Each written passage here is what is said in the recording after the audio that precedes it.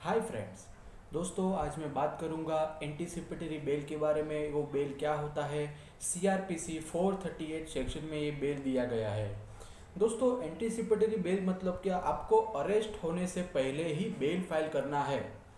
Regular bell में क्या होता है, आप अरेस्ट हो जाता है, आप जेल में है, आप कोर्ट में जाके बेल करवाते हैं। मगर एंटीसिपेटरी बेल में ऐसा नहीं होता। आप जो है वो बिना अरेस्ट हुए उसके पहले ही आप जो है वो एंटीसिपेटरी बेल फाइल कर सकते हैं। दोस्तों, ये प्रोविज़न सीआरपीसी में क्यों आया?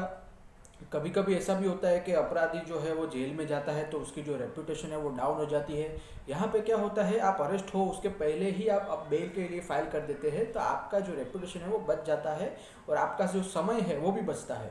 क्योंकि आप जेल में जाते हैं, पुलिस आपको पकड़ते तो उसमें टाइम भी बहुत सारा लगता है। दोस्तों, सबसे पहले बात करते हैं बेल कहाँ पे फाइल कर सकते हो। एंटीसिपेटरी बेल हाई कोर्ट या तो कोर्ट ऑफ सेशन, ये दोनों कोर्ट में से कोई भी जो कॉम्पिटेंट है उसमें आप फाइल कर सकते हैं। एंटीसिपेटरी बेल और रेगुलर बेल में मैंने आपको डिफरेंस बता ही दिया है कि एंटीसिपेटरी बेल जो है वो अरेस्ट होने से पहले आपको अप्लाई करना पड़ता है। रेगुलर बेल जो है वो आपको अरेस्ट होने के बाद जो है वो अप्लाई करना पड़ता है। एंटीसिपेटरी बेल देने से पहले ग्रेविटी ऑफ ऑफेंस क्या है, आपने कौन सा ऑफेंस किया है, आपने आप जो अक्यूज है तो आपकी हिस्ट्री क्या है, आपने कौन कौन से क्राइम किए हैं। आप अगर विटनेस के साथ अगर आप छेड़छाड़ करोगे, एविडेंस के साथ अगर आप छेड़छाड़ करोगे तो आपकी जो बेल है वो रद्द हो सकती है। अगर आप सारी कंडीशन मानने को तैयार है, कोर्ट जो आपको लगाती है, जैसे आप शहर छोड़ के बाहर नहीं जाओगे, विटनेस के साथ कोई छेड़छाड़ नहीं करोगे, एविडेंस को कोई छेड़छाड़ नहीं करोगे, या तो फिर बाहर किसी को धमकी नहीं दोगे, अगर आपकी हिस्ट्री क्लियर है, अगर ये आपका पहला ऑफेंस है तो शायद आपको बेल मिल भी सकती है। एंटीसिपेटेड बेल जो है वो नॉन बेलेबल ऑफेंस में आप अप्लाई कर सकते हैं। अब यहाँ पे बात करते हैं हाउ टू अप्लाई बेल। सबसे पहले तो एक क्रिमिनल एडवोकेट के पास आप जा सकते हैं, वो आपकी सारा जो एप्लीकेशन है वो ड्राफ्ट करेगा। वो जो आपने क्राइम किया है वो हिसाब से जुरिडिक्शन के अकॉर्डिंग कॉम्पिटेंट कोर्ट में आपको बेल फाइल करनी पड़ती है। अब यहाँ पे हायरार्की आपको फॉलो करनी पड़ती है। जैसे अगर सेशन कोर्ट ने डिसमिस कर दिया तो आप हाई कोर्ट में जा सकते हैं, हाई कोर्ट ने भी एंटीसिपेटरी बेल डिसमिस कर दिया तो आप डायरेक्टली सुप्रीम कोर्ट में जा सकते हैं। अब प्रोसीजर क्या है, देखो, एंटीसिपेटरी बेल की दो प्रोसीजर होती है। एक, एफआईआर फाइल हुई है आपके खिलाफ, और दूसरी प्रोसेस एफआईआर फाइल नहीं हुई है। अगर मैं पहली प्रोसेस की बात करता हूँ कि एफआईआर फाइल नहीं हुई है और आपको ऐसे ही डर लगता है कि आप अरेस्ट होने वाले हैं, तो यहाँ पे आप क्या कर सकते हैं ना दोस्तों, आप जो है वो कोर्ट में जाओगे अपने वकील के साथ, एंटीसिपेटरी बेल एप्लीकेशन फाइल करोगे। आप जो है वो कोर्ट में खड़े होंगे, जो पीपी होता है पब्लिक प्रोसिक्यूटर, वो आपके जो आपका जुरिडिक्शन का जो पुलिस स्टेशन है वहाँ पे इंक्वायरी करेगा कि XYZ पर्सन के खिलाफ एफआईआर रजिस्टर हुई है कि नहीं हुई है। अगर नहीं हुई है तो आपको बेल फाइल करने की कोई ज़रूरत नहीं है। आपका जो वकील है वो कोर्ट में ओरली बोल सकता है कि मेरा जो क्लाइंट है उसको 7 दिन पहले प्री अरेस्ट नोटिस दे दे, ताकि आपको पता चले कि आप अरेस्ट होने वाले हैं और उस अकॉर्डिंग आप जो है वो कोर्ट में एंटीसिपेटरी बेल फाइल कर सके। अब दोस्तों, यहाँ पे बात करते हैं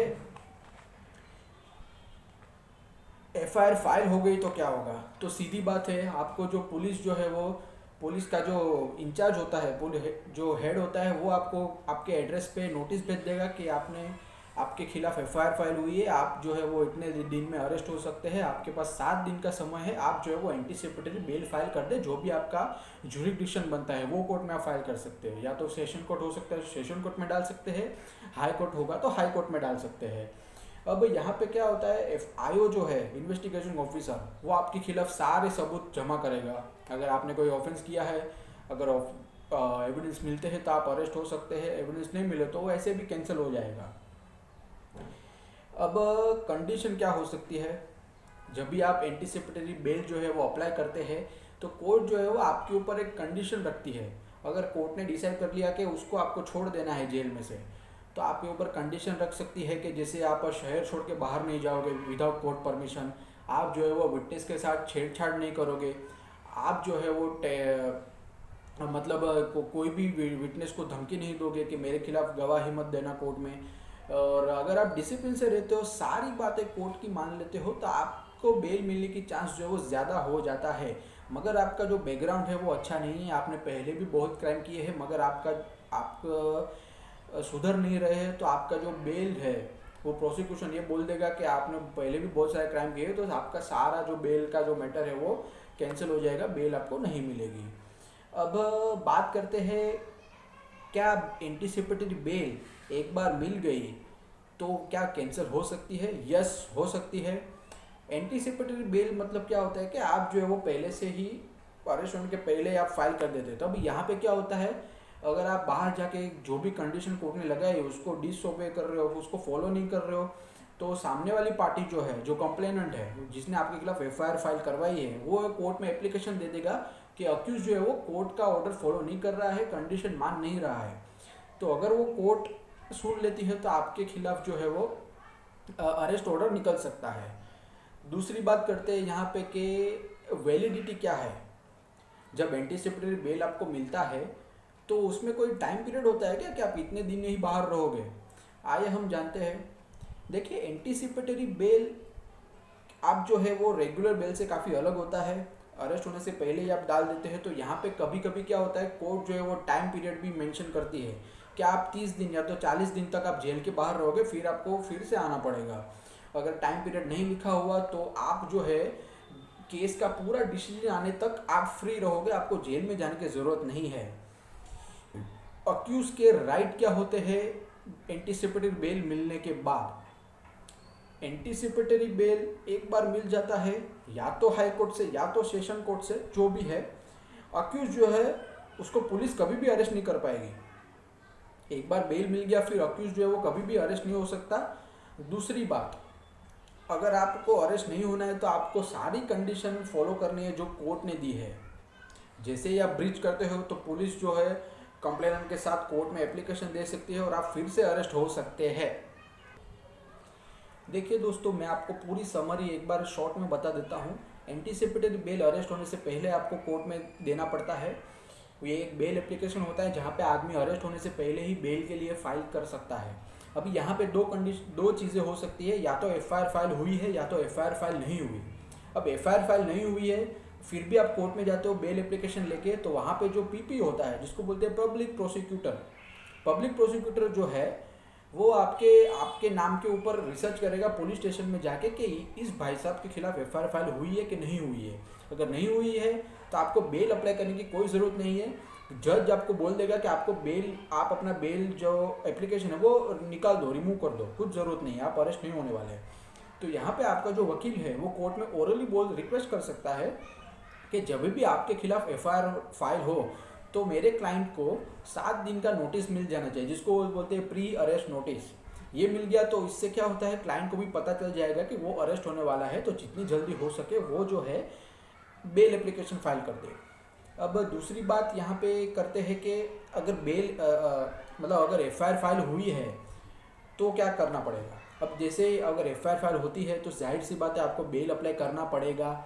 अब पुलिस जो इंचार्ज होता है, वहाँ का जो हेड होता है पुलिस स्टेशन, वो आपको आपके एड्रेस पे प्री अरेस्ट नोटिस भेज देगा 7 दिन पहले। तो ये 7 दिन के अंदर अंदर आपको किसी वकील को कांटेक्ट करना है, वो आपके लिए बेल ड्राफ्ट करेगा, कोर्ट में फाइल करेगा, आपको वकील के साथ जाना है और सारी बातें जो है वो क्लियर करनी है। नॉन बेलेबल ऑफेंस है फिर भी आपको एंटीसिपेटरी बेल मिल सकती है। कैंसिल भी हो सकता है बेल, जैसे मैंने आपको पहले ही बताया। अगर सामने वाली पार्टी जो है वो कंप्लेनेंट है, जिसने आपके खिलाफ एफआईआर फाइल करवाई थी, वो अगर कोर्ट में एप्लीकेशन देता है फिर भी जो है वो बेल एप्लीकेशन जो है आपका कैंसिल हो सकता है। अब वैलिडिटी की बात करते हैं। वैलिडिटी यहाँ पे दोस्तों, वैसे तो जब तक केस चलता है तब तक आप आज़ाद हो। कभी कभी ऐसा भी होता है कोर्ट जो है वो टाइम पीरियड मेंशन करती है कि आप इतने दिन तक फ्री है, फिर आपको फिर से आना पड़ेगा। तो यहाँ पे ये भी एक जानने वाली बात है। राइट ऑफ द अक्यूज क्या होता है एंटीसिपेटरी बेल में? तो एंटीसिपेटरी बेल एक ऐसी चीज़ है जहाँ पे बेल कोई भी होने दो, रेगुलर हो या तो एंटीसिपेटरी बेल हो, अगर आपको एक बार बेल मिल गई तो पुलिस आपको अरेस्ट नहीं कर सकती जब तक आप कंडीशन फॉलो करते हो कोर्ट ने दी हुई। कोर्ट की कंडीशन कोई भी हो सकती है, जैसे आप शहर छोड़ के बाहर नहीं जाओगे, आप विटनेस के साथ या तो एविडेंस के साथ कोई भी छेड़छाड़ नहीं करोगे, उसको टेम्पर नहीं करोगे, वगैरह वगैरह। अगर आप दूसरी बार अगर आपका कोई पास्ट हिस्ट्री क्राइम करने का नहीं है, आपका ये फर्स्ट क्राइम है, तो बेल मिलने का चांस ज़्यादा होता है।